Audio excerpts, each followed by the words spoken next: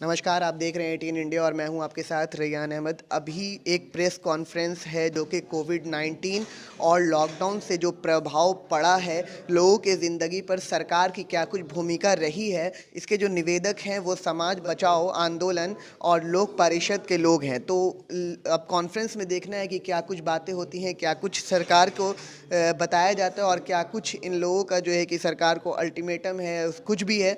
तो इसके बारे में हम इस प्रेस कॉन्फ्रेंस में जानेंगे।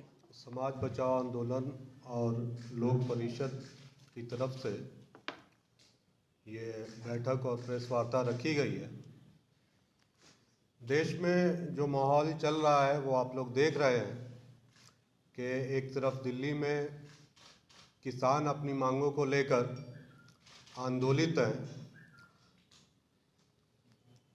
तो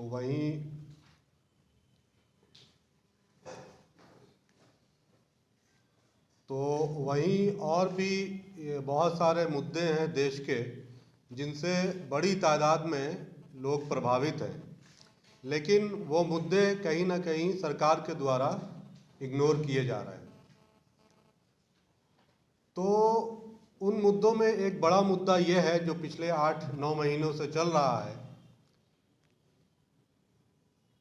कि कोरोना के आने के बाद और लॉकडाउन लगने के बाद, जो कि आज भी आंशिक रूप से चल रहा है, आज भी स्कूल बंद है, खेल से संबंधित सभी चीज़ें बंद हैं, रेस्टोरेंट वगैरह भी एक लंबे दौर तक बंद रहे, तो उससे बहुत सारे व्यवसाय प्रभावित हुए। वकालत का पेशा है वो प्रभावित हुआ। तो बहुत सारे व्यवसाय हैं और बहुत सारे पेशे हैं जो लॉकडाउन के कारण प्रभावित हुए पहले और अभी भी प्रभावित हो रहे हैं। और इन पेशों की, जैसे स्कूल है, कोचिंग है, या कोर्ट पूरी तरह फिजिकल नहीं खुला है, वकालत है, तो अगले 6 महीने साल भर तक भी ये पेशे प्रभावित होते रहेंगे, जो अभी परिस्थिति है। लेकिन सरकार के द्वारा जो भी नीतियां लाई गई, जैसे सरकार के द्वारा ऋण की नीति लाई गई कि व्यवसायिक घराने जो हैं वो ऋण लें, लेकिन उस ऋण का भुगतान जो है वो 1 साल तक उनको उस पर टैक्स या इंस्टॉलमेंट नहीं देना पड़ेगा। लेकिन इसमें लिमिट लगा दिया गया कि 1 करोड़ से ज़्यादा टर्नओवर होना चाहिए जिसको ये ऋण मिलेगा। तो एंड ऑफ द डे हो ये रहा है कि जो भी पॉलिसी सरकार की तरफ से आ रही है आर्थिक राहत के तौर पर, वो बड़े उद्योगों के लिए आ रही है और बड़े लोगों के लिए आ रही है। लेकिन जो मीडियम क्लास के और निम्न क्लास के प्रोफेशनल्स हैं, असंगठित क्षेत्र के जो ठेले वाले हैं, रिक्शे वाले हैं, जैसे आप यहाँ पे बैठे हैं, पटना से गांधी मैदान ही हज़ारों हज़ार की तादाद में टेम्पू चलता है। अब वो टेम्पू जो है वो 2-3 महीने तक प्रभावित रहा, नहीं चल पाया लॉकडाउन में। तो उन लोगों को जो इफेक्ट हुआ, पूरी तरह तो किसी को मुआवजा नहीं दे सकती है सरकार, उस घाटे का भरपाई नहीं कर सकती है, लेकिन सिंबॉलिकली भी 10-20% भी अगर सरकार भरपाई करती तो उसका कोई जवाब बनता था कि हाँ सरकार ने कुछ किया। ये छोटे मोटे दुकानदार हैं हज़ारों लाखों के तादाद में, हर शहर में, हर कस्बे में। अब उन दुकानदारों से म्यूनसिपल कमीशन के द्वारा टैक्स वसूला जाता है दुकान का। वो टैक्स काफ़ी है, आजकल टैक्स काफ़ी बढ़ गया है। क्या उस टैक्स में भी सरकार अगर चाहती तो कुछ राहत दे सकती थी इस साल, लेकिन उसके लिए भी कोई चीज़ नहीं है। तो 2-4-5% जो बड़े उद्योग हैं उनको लेकर कुछ राहत तो सरकार की तरफ से आ रही है, लेकिन बाकी जो 95% लोग प्रभावित हुए आर्थिक रूप से, उनके नुकसान को कवर करने के लिए मुआवजा के तौर पर या टैक्स के तौर पर कोई अभी तक सरकार की तरफ से इनिशिएटिव नहीं लिया गया है। इसलिए समाज बचाओ आंदोलन और लोक परिषद के द्वारा यह तय किया गया कि हम एक टीम का गठन करें, जो टीम इस मुद्दे को लेकर आगे जाएगी और अगर आंदोलन करने की ज़रूरत पड़ी तो सड़क पर इस पर आंदोलन भी करेगी। इसके बारे में विस्तृत बात करने के लिए हम लोक परिषद के रुपेश साहब को इनवाइट करेंगे कि वो अपनी बातें आपके सामने रखें। आज के इस प्रेस संवाददाता सम्मेलन में, जैसा कि आप सब लोग जानते हैं कि हम लोग लॉकडाउन के बाद जो असंगठित क्षेत्र के कामगार हैं और जो व्यापारी हैं, उन सभी का एक आकलन करने के लिए भी बैठे हैं कि वो आकलन क्या हो सकता है और उनकी भरपाई कैसे की जा सकती है। तो जैसा कि अभी बातचीत में कहा गया कि हमारे यहाँ जो अनऑर्गेनाइज सेक्टर है वो लगभग एक बड़ी तादाद 90% से ज़्यादा लोग अनऑर्गेनाइज सेक्टर में हैं और लगभग यूँ कहे कि 40 करोड़ लोग इससे प्रभावित हुए उस हिसाब से अगर कहें तो। और अगर हम माइग्रेंट की बात करते हैं तो सिर्फ राज्य से बाहर जाने वाले नहीं बल्कि शहर में एक शहर से दूसरे शहर में आने वाले लोग भी हैं, एक गांव से दूसरे अपने ज़िला में आने वाले हैं और उसके अलावा जो एब्रॉड में दूसरे देश में जाकर काम करते हैं वो भी इससे प्रभावित हुए। और अगर सबको जोड़ दिया जाए तो एक बहुत बड़ी तादाद है जिसके बारे में ये जिक्र ही नहीं किया जाता है कि जो लोग बाहर से काम करने गए और उनका पैसा वहीं फंस गया और वो यहाँ आए तो उस बीच में न तो उनकी आमदनी हुई और जो उनका पैसा बाहर में फंसा रहा उसके लिए भी कोई व्यवस्था नहीं हो पाया कि उनका पैसा जो बकाया पैसा है जो पहले से वो वहाँ श्रम किए थे वो भी उनको मिल सके, ऐसी सरकार ने कोई व्यवस्था नहीं की। इसमें अंतर्राष्ट्रीय स्तर पे ये कोई ऐसी प्रयास की जाती कि जो बाहर लोग हमारे यहाँ से दूसरे देश में गए काम करने, उनके जो पैसे बकाए हैं उनके लिए कोई ऐसा एक प्रणाली बनाया जाता शिकायत निवारण की, ताकि वो अपना बात रखते और उनको वो पैसा मिल जाता। तो वो भी पैसा एक बहुत बड़ी संख्या में लोगों के वो रह गए वहाँ पे। तो इस तरह से काफ़ी प्रभावित हुआ है। और हम जैसा कि देख रहे हैं लगातार शहर में कि अभी भी जो घरेलू कामगार हैं और अन्य तरह के जो मज़दूर हैं, उन मज़दूरों से एक तो काम नहीं मिल रहा है अभी भी, और जो मज़दूर हैं उनका भी पैसा बकाया रह गया, तो उनके लिए कोई ऐसी व्यवस्था नहीं की गई।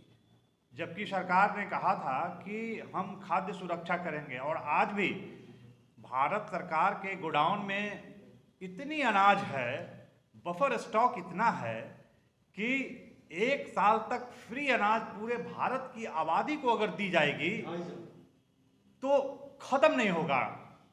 तो इसलिए हम लोग यहाँ से यह भी डिमांड कर रहे हैं कि एक तो आकलन का बात है कि उनका कितना पैसा कहाँ रह गया, उसका एक आकलन, और दूसरा कि इस बीच में जो उनके श्रम का जो उपार्जन होना चाहिए था, उस उपार्जन के बदले जो पैसा होता है वो, क्योंकि जब देखते हैं कि जब कोई स्ट्राइक करता है तो सरकार कहती है कि 1 दिन के स्ट्राइक से ये देश की इकॉनमी हिल जाती है।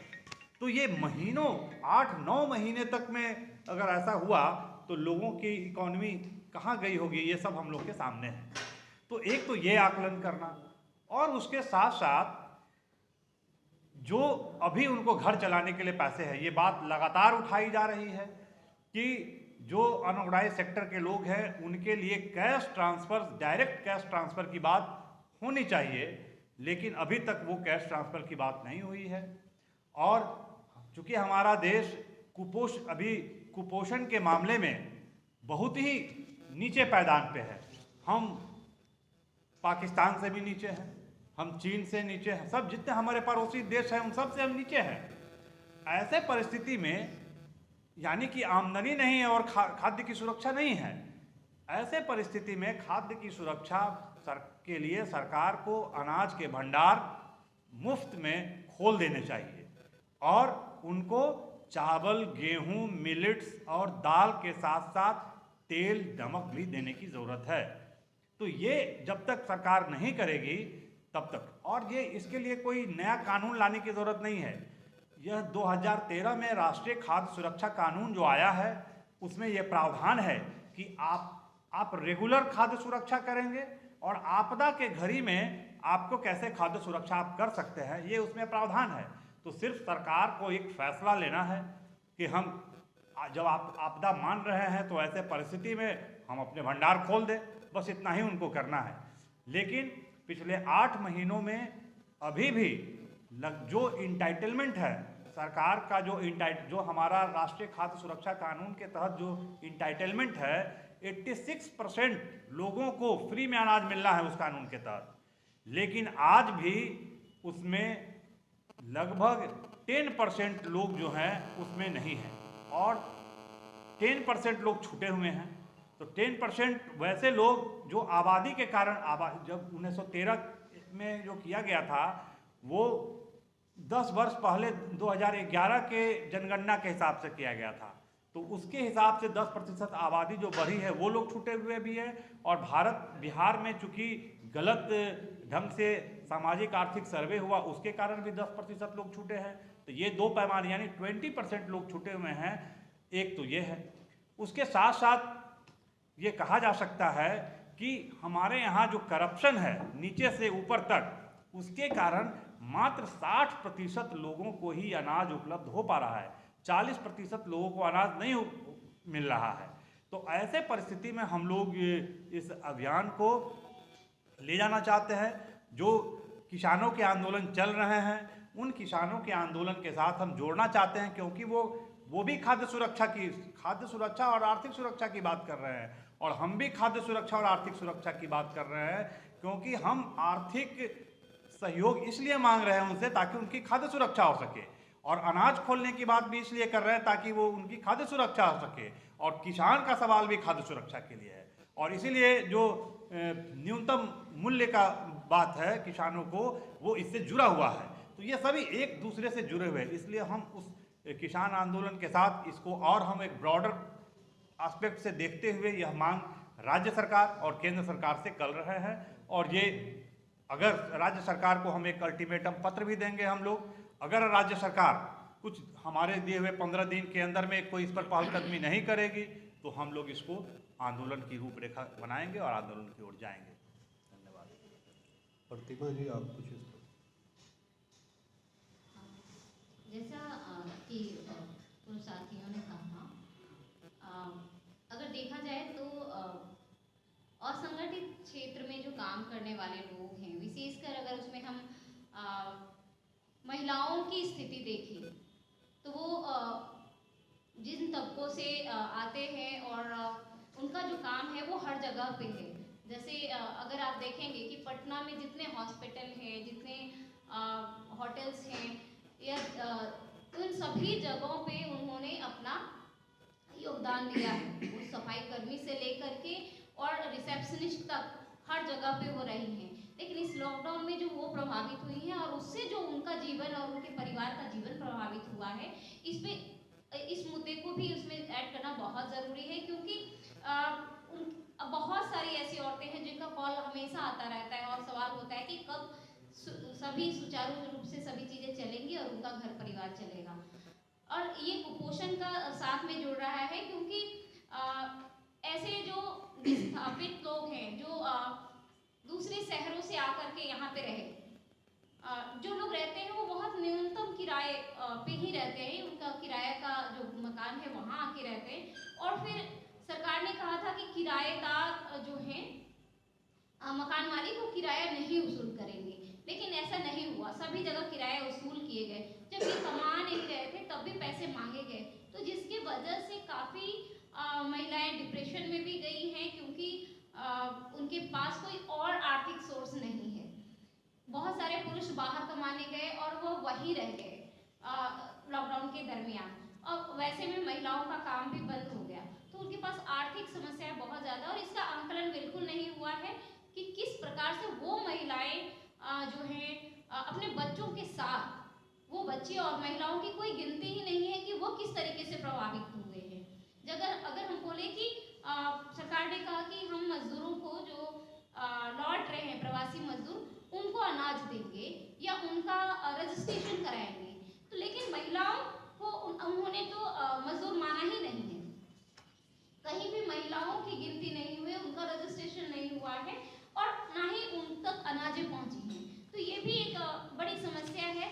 और रहा राशन में, जो महिलाओं के नाम से ही ज़्यादातर राशन कार्ड हैं, ये अच्छी चीज़ है, लेकिन जो जहाँ वहाँ का राशन कार्ड है। लेकिन इसमें देखेंगे सरकार कहती है वन नेशन वन कार्ड, लेकिन अभी भी ऐसी व्यवस्था नहीं कराई गई है जिससे कि आप कहीं भी राशन मुहैया कराई जा सके। बिल्कुल वो आते हैं और अगर डीलर के पास जाएंगे और दूसरे जिला का कार्ड है या दूसरे डीलर का कार्ड है तो दूसरा डीलर नहीं देगा, क्योंकि उनके पास उतना अनाज जो एक्स्ट्रा होना चाहिए वो नहीं होता है, तो वो प्रोवाइड नहीं कराते।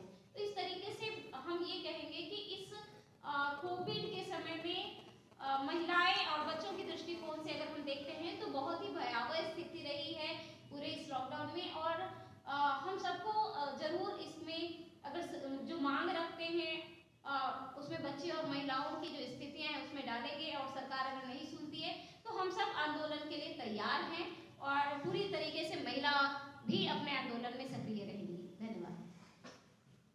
स्कूल जो प्रभावित हो रहे हैं उस पर मैं चाहूँगा कि इम्तियाज़ हैदर साहब उस पर प्रकाश डालें कि स्कूल किस तरह से प्रभावित हो रहे हैं और सरकार द्वारा किस तरह की मदद अपेक्षा कर रहे हैं स्कूल सेक्टर के लोग।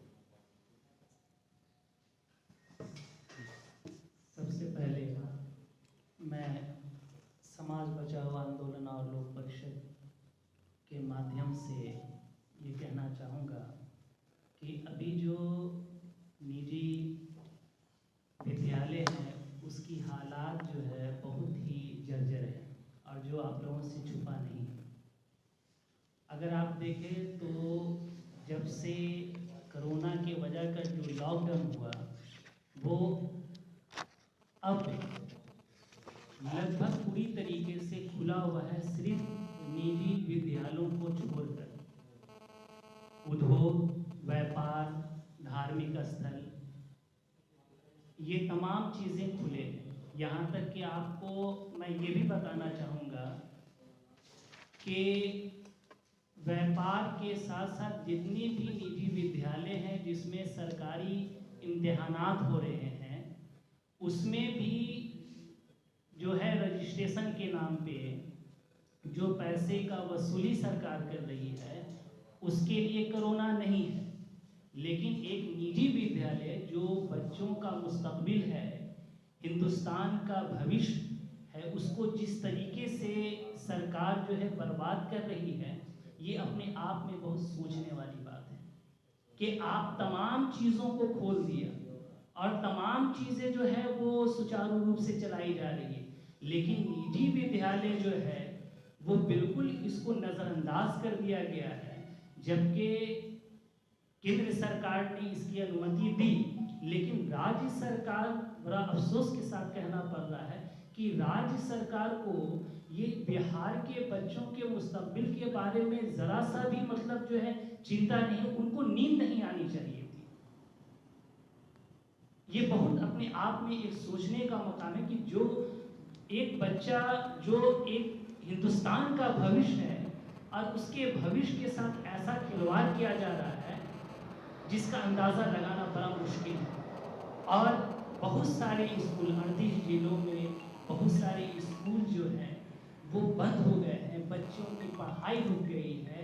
सुन, और जितने भी जो महिलाएं हैं जो पढ़ाने का काम कर रही हैं उन लोगों की भी हालात जो है, जो पढ़ाकर जो है खुद पढ़ाती थी और पढ़ाई को अंजाम देती थी, उनकी पढ़ाई और आर्थिक स्थिति में बाधा पहुंच गई है। लेकिन सरकार जो है इस पर कोई भी आर्थिक मदद जो मिलनी चाहिए थी एक प्राइवेट स्कूलों को, उसको देने से अभी तक जो है सरकार वंचित है।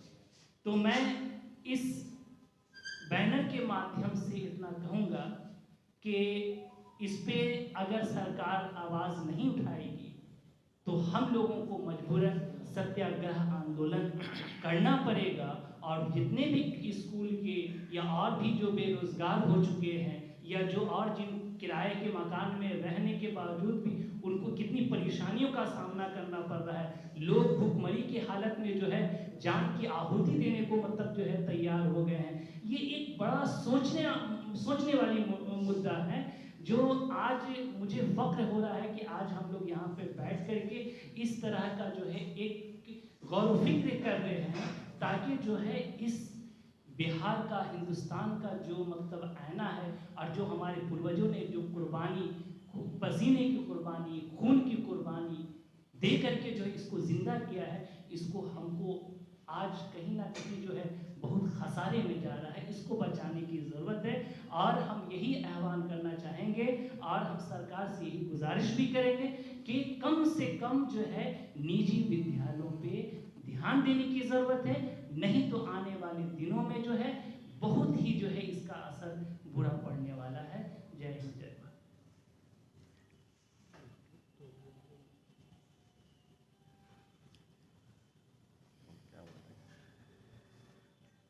लगभग समाज की सभी परेशानियों को हमारे साथियों ने अवगत कराया आपको।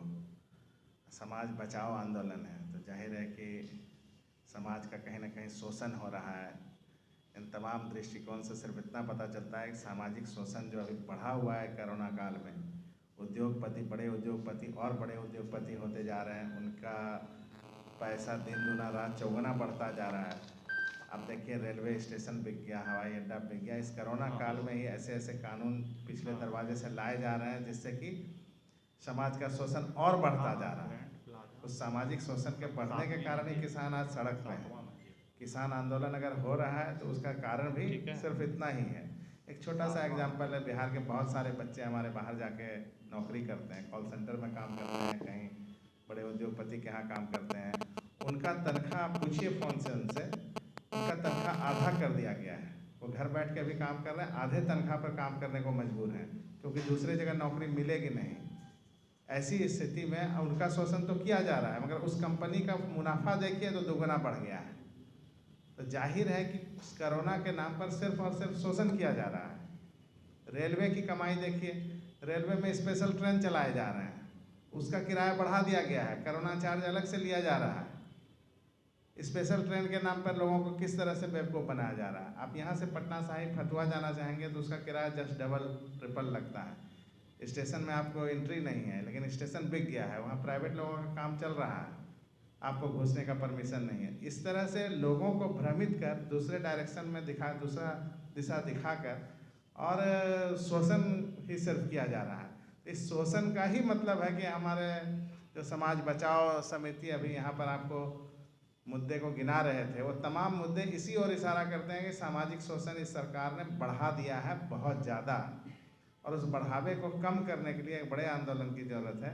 इन लोगों ने मुद्दे को यहाँ से उठाया, ये बहुत बड़ी बात है। ऐसे छोटे छोटे जगह पे अगर हम लोग मुद्दे उठाते रहेंगे तो निश्चित रूप से आगे चल के एक स्वरूप सामने आएगा कि किस तरह से हम लोग आंदोलन की ओर ले जा सकते हैं। बिहार के किसान की बात देखिए, बिहार का किसान पैक्स के द्वारा अनाज खरीदा जाता है और पैक्स के हाथों पूरी तरह से गिरवी होता है। वो किसान वो मजबूर है, बेबस है कि वो इसके खिलाफ आवाज़ नहीं उठा पाता है, क्योंकि वो गांव के लेवल पर संगठित नहीं है और गांव के लेवल पर पैक्स के अध्यक्ष जो है उसको मजबूर और विवश किए हुए हैं। सरकार के नुमाइंदे की तरह, सरकार के दलाल की तरह वो बिल्कुल विवश हैं कि वो आंदोलन के लिए आगे ना आ सकें। कहा जाता है बिहार के किसान आंदोलित नहीं है, ऐसा नहीं है। उनको क्या 1800 रुपया मिलता है धान का? नहीं मिलता है, उनका भी शोषण किया जा रहा है। उसको 400-500 रुपये कम देके 1000 रुपये 1100-1200 तक धान मिलता होगा, इससे ज़्यादा नहीं मिलता है किसान को। लेकिन वो बोल इसलिए नहीं सकता है क्योंकि उसको पता है कि यहाँ शासन क्रूर शासन है। इस क्रूर शासन में वो पैक्स अध्यक्ष हम अगर बोलेंगे तो वो हमको परेशान करेगा, और भी कई मुद्दे पर जो आर्थिक तंगी है, आर्थिक परेशानी है, उसमें तो करेगा ही करेगा, लेकिन और भी कई मुद्दे पर वो परेशान कर सकता है।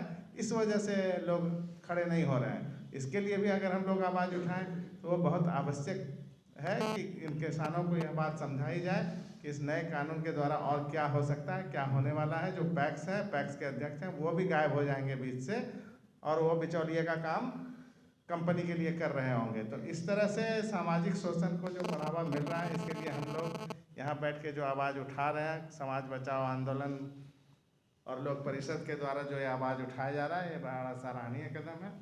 इसकी हम भूरी भूरी प्रशंसा करते हैं। आप देख रहे हैं ATN इंडिया और मैं हूं आपके साथ रैयान अहमद। अगर आप ये वीडियो हमारे फेसबुक पेज पर देख रहे हैं तो हमारे फेसबुक पेज को लाइक कर लीजिए। अगर आप ये वीडियो हमारे यूट्यूब चैनल पर देख रहे हैं तो हमारे यूट्यूब चैनल को सब्सक्राइब कर लीजिए और बने रहिए चैनल के साथ। धन्यवाद।